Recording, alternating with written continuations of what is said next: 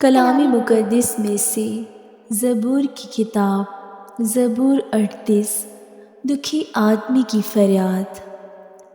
اے خداوند، اپنے قہر میں مجھے جھڑک نہ دے اور اپنے غضب میں مجھے تنبیہ نہ کر، کیونکہ تیرے تیر مجھ میں لگے ہیں اور تیرا ہاتھ مجھ پر بھاری ہے۔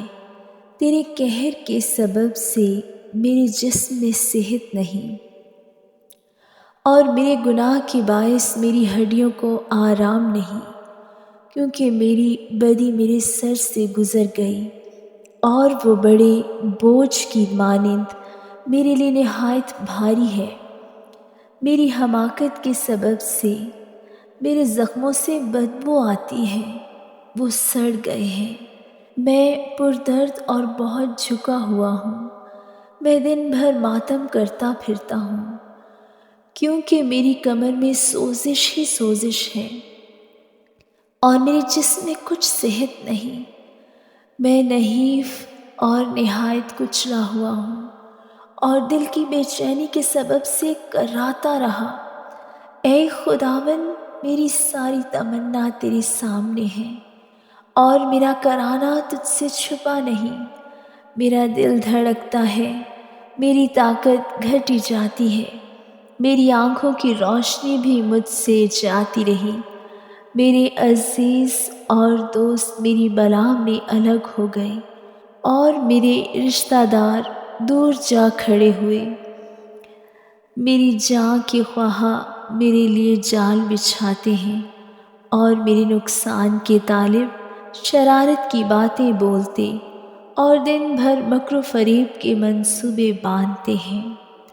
پر میں بہرے کی مانند سنتا ہی نہیں، میں گونگے کی مانند منہ نہیں کھولتا، بلکہ میں اس آدمی کی مانند ہوں جسے سنائی نہیں دیتا اور جس کے منہ میں ملامت کی باتیں نہیں۔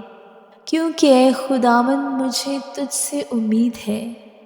اے خداوند میرے خدا، تو جواب دے گا، کیونکہ میں نے کہا کہ کہیں وہ مجھ پر شادیانہ نہ بجائے۔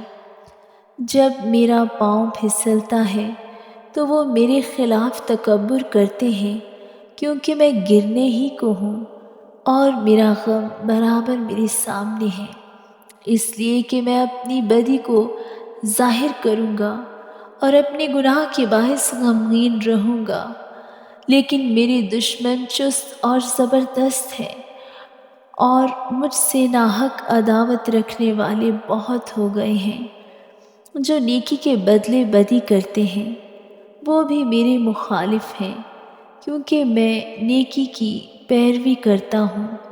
اے خداوند، مجھے چھوڑ نہ دے، اے میرے خدا، مجھ سے دور نہ ہو۔